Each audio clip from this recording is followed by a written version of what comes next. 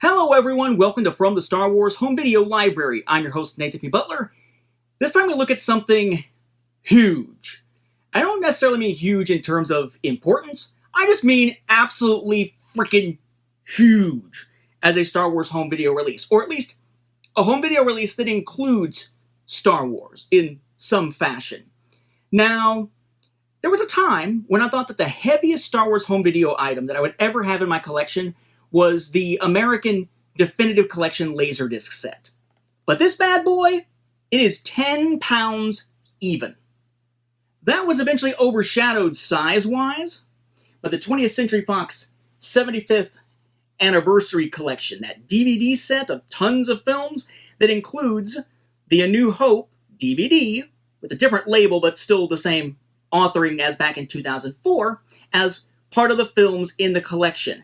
This sucker was 10.8 pounds, beating out good old Definitive Collection by a little less than another pound. We also, of course, had Dressing a Galaxy and Sculpting a Galaxy, which themselves were also pretty huge, though I haven't taken the time to weigh those. But you get the point, right? We had these pretty heavy releases all kind of vying for which one was the biggest. Turns out, there really was never any contest. I just didn't know it. Earlier this year, I was contacted by one of my friends in the Star Wars home video community, Arnar Christiansen, who pointed out, hey, there's somebody with something on sale in the VHS collectors group that you might find of interest. So I got in contact with the person in question, a gentleman by the name of Dean Mosca. And what Dean had for sale blew my mind because I'd never seen it before. It also became something of a challenge because not only did I buy it from him, and then he needed to find a way to mail the sucker, I had to find a place to put it when it finally arrived. It is a Star Wars and other home video item, or I could say a home video item that includes Star Wars within it, that comes in 4 pieces, each piece of which weighs 25.4 pounds. So we're talking over 100 pounds of Star Wars home video goodness, or at least of home video goodness that includes Star Wars in this item. Good Lord, that was a lot to try to send through the mail. But what on earth could possibly be a home video item that's over 100 pounds? What could it be, and what format would be heavy enough to pull that off? Well, you might think Laserdisc, but Laserdisc was not the case this time around. In fact, Laserdisc had pretty much died off in the US a year before this release was made. This is actually a VHS collection that came through Blockbuster and exclusive to Blockbuster, and boy is it a little bit weird. In fact, in order to take a look at it, because it is so damn big, we're going to have to change filming locations here. So let's jump over and take a look at this. This is the American Film Institute's Century Collection. 100 VHS movies in one set to celebrate the best in American filmmaking, which includes Star Wars Episode 4, A New Hope, in its full-screen, special edition VHS release from 1997. They're supposed to be the best movies. Nobody ever said it had to be the best version of the best movies, apparently. This is the item, or set, in question. This is the AFI Century Collection, the American Film Institute Century Collection. America's 100 Greatest Movies. Each of these giant containers, and we'll look at the front and sides and everything momentarily. Each of these giant containers includes 25 movies, but all of them are on VHS, hence the enormous size. Here we have numbers 1 through 25, 26 to 50, 51 to 75, and then 76 through 100. Now, you may be wondering, where does Star Wars fit into all this? Well, this was released in 1998, so none of the prequels can be included.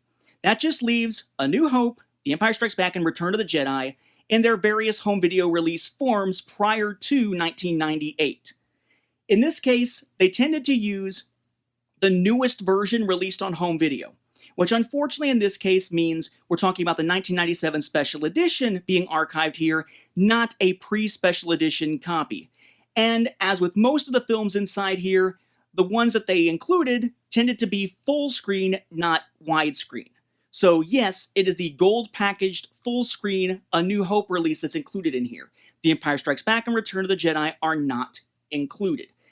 Still kind of a cool thing to have, but whoo, that's a lot of space and a lot of weight for one Star Wars film when it's not even the best version of the film available back then on VHS. So again, each of these has 25 in it, whereas Star Wars, as it's listed, or A New Hope as we tend to call it now, is number 15 inside that first box.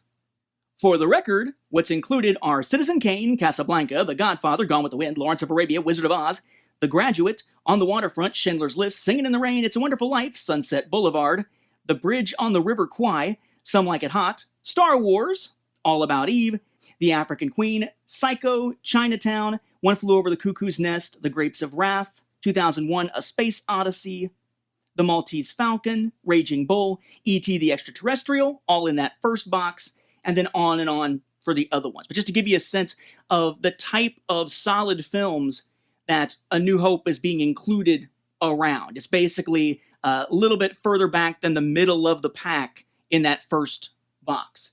So each side has the logo there, AFI Century Collection, America's 100 Greatest Movies, the numbers it's included, whatever through whatever, the number, the film, and the year, the date, and no, they're not chronological, they're done in sort of a preference order.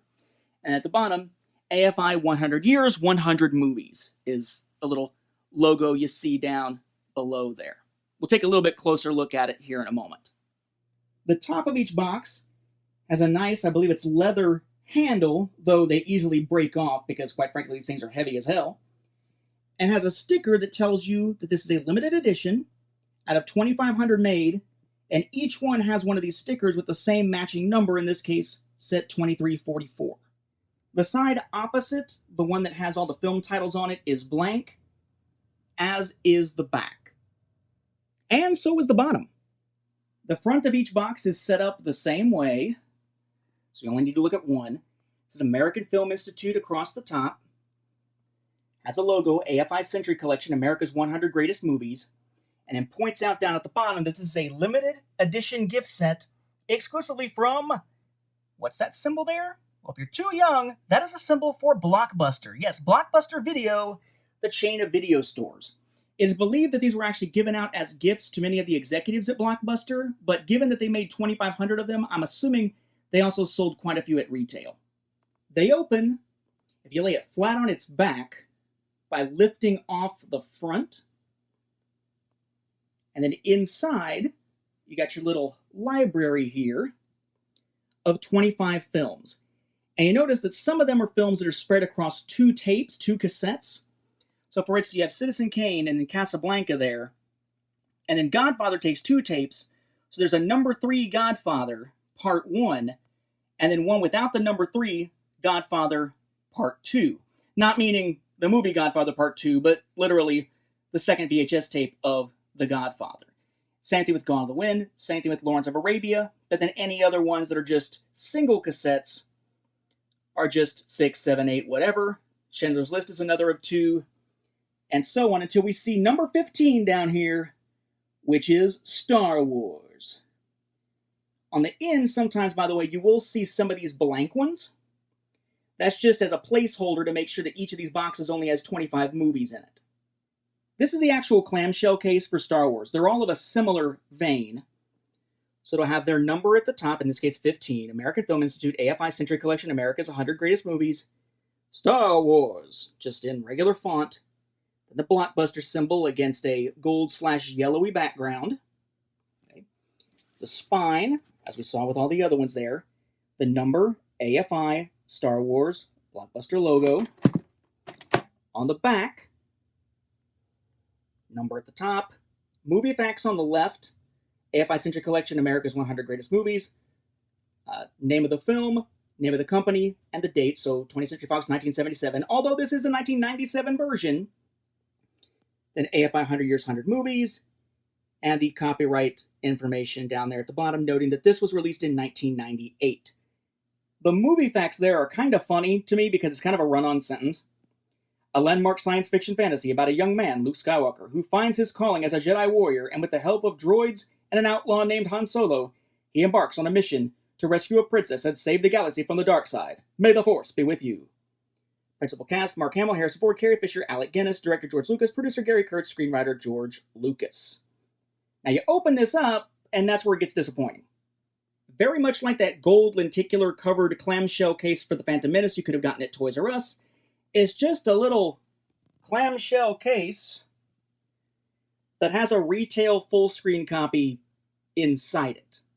That retail copy is just the regular retail copy. There's nothing special about it at all. For what it's worth, for something like The Godfather, that is 2 VHS tapes, you couldn't include it inside its box, inside its slipcover, because that would have taken a double-sized clamshell case. So as they separate the VHS tapes into 2 clamshell cases, they would also take them out of the slipcover, so it's just the cassette inside the clamshell.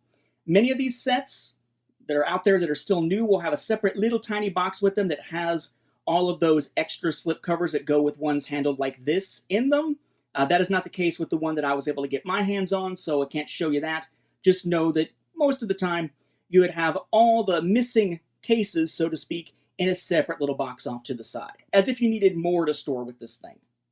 But yes, 100+ pounds and a lot of space taken for basically this.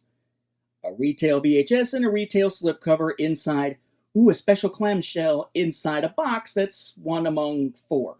But pretty cool to see Star Wars included in the AFI Century Collection, not just something for 20th Century Fox. Personally, I think it makes a great companion piece to go along with the AFI tribute to George Lucas set that I showed you before. So there you have it. What I think must at this point be the single heaviest Star Wars related home video item that I'm ever going to be adding to my collection. Even film reels would take quite a few to reach the weight of these 4 boxes. Only one of which includes Star Wars and only one film of which is Star Wars within that box. So maybe it's a little overboard, but still a pretty sweet home video item in limited numbers out there if you're trying to find it. I was lucky. I was able to get it from Dean for about half or a little bit less than half of what a lot of times you see it asked for, because it was not in perfect shape and didn't necessarily have all those other boxes, the outer boxes for the ones that don't have outer boxes inside the case there, because they were 2 VHS tapes in one box that wouldn't fit in the way this case was designed.